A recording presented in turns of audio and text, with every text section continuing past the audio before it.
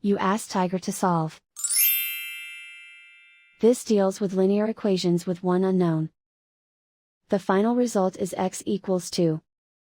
Let's solve it step by step. Simplify the expression. Expand the parentheses. Multiply the coefficients. Simplify the arithmetic. Group like terms. Combine like terms.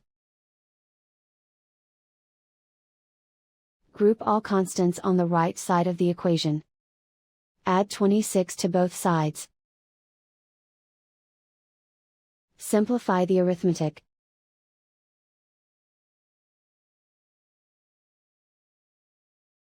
Isolate the L. Divide both sides by 23.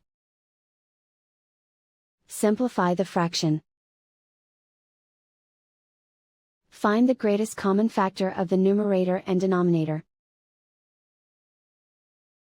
Factor out and cancel the greatest common factor. And so the final result is x equals 2.